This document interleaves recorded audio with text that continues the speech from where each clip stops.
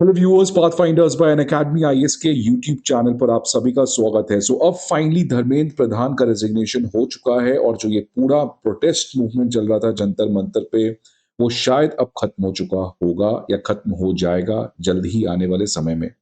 But now, one thing where seriously we need to discuss about that what to do about economy because economy जो है वो एक बहुत बड़े crisis की तरफ जाते हुए दिख रहा है। कुछ समय से people have forgotten about economy because every media everyone is talking about the jantar mantar, but जब ये सब चीजें चल रहा है then silently one thing which is happening that our economy is facing a lot of external challenges which is affecting the stability of India।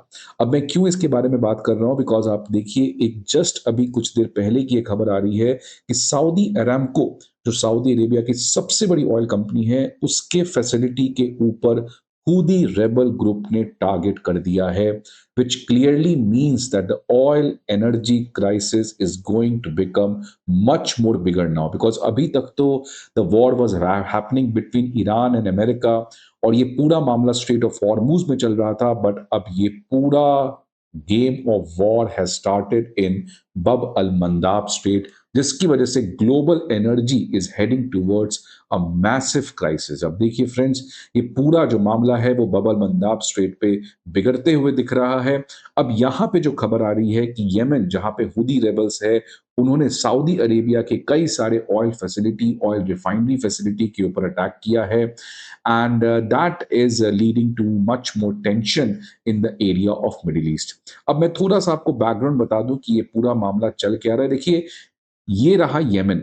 Yemen में एक group है जिसका नाम है हूदी ग्रुप। इसका ऑफिशियल नाम है अंसर अल्लाह, बट इसको ऐसे ही लोग हूदी रेबल्स कहते हैं। ये एक शिया कम्युनिटी से जुड़ा हुआ ग्रुप है और इसलिए इसका ईरान के साथ काफी अच्छा कनेक्शन है। इनफैक्ट लोग इसको ईरान का प्रॉक्सी ग्रुप भी कहते हैं।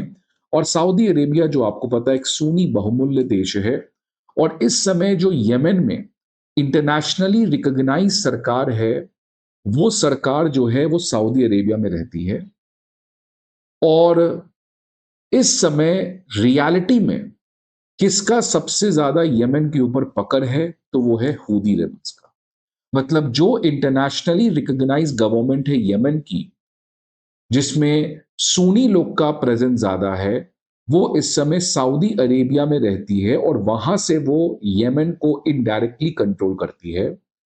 बट येमेन में जो इस समय सबसे ज्यादा दबदबा है, सबसे ज्यादा इन्फ्लुएंस है, वो है इस शिया एसोसिएटेड ग्रुप हूदी का।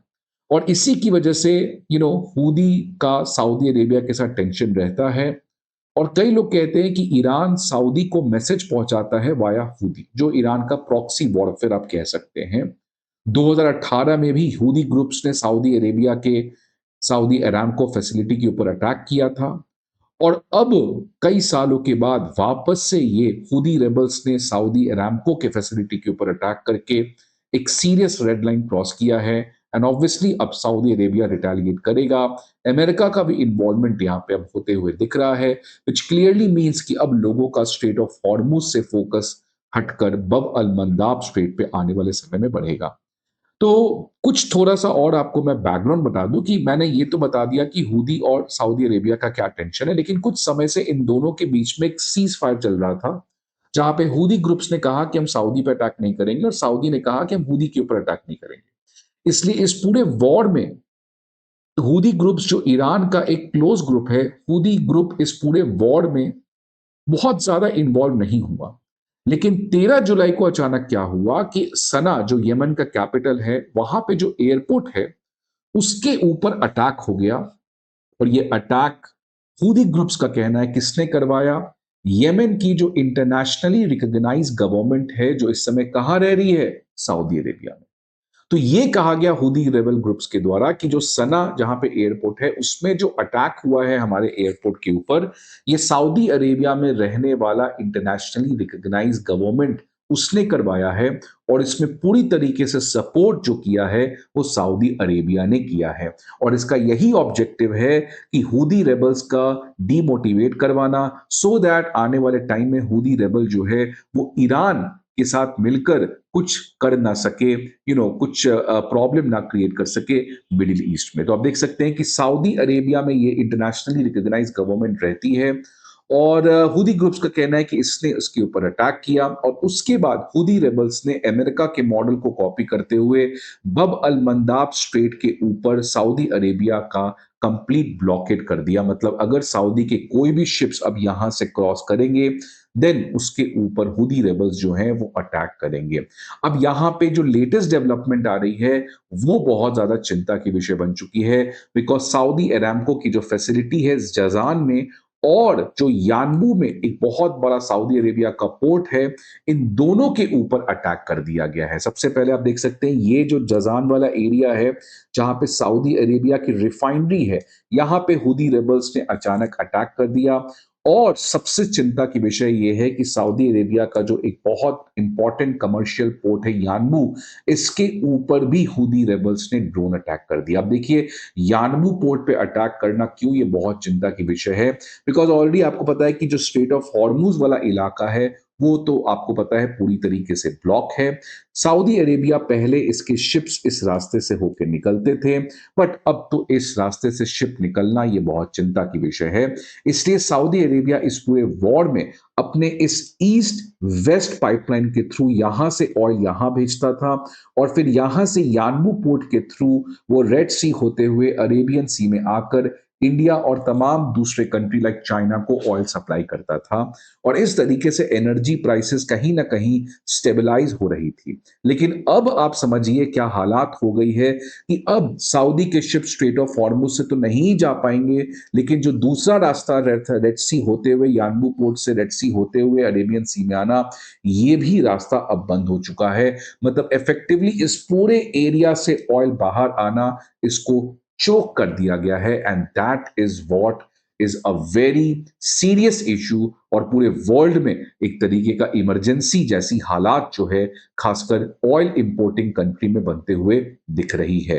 तो मिडिल ईस्ट जो है friends, it is heading towards anarchy, because ये सब जब चल रहा है तो एक तरफ जो पुराना वॉर ईरान और अमेरिका का है वो और गंदगी की तरफ बढ़ते हुए दिख रहा है। बिकॉज जब से यूएस ने ईरान के सिविलियन इंफ्रास्ट्रक्चर के ऊपर अटैक किया है, तब से ईरान ने भी कुवैत के डीसैलिनाइजेशन प्लांट और पावर ग्रिड इनके ऊपर भी अटैक कर दिया है। और ये सभी चीजों की वजह से आप देख सकते हैं जो ब्रेंट क्रूड ऑयल प्राइस है वो वापस से $100 पर बैरल पे पहुंच चुका है। और ये तो 23 जुलाई की खबर थी।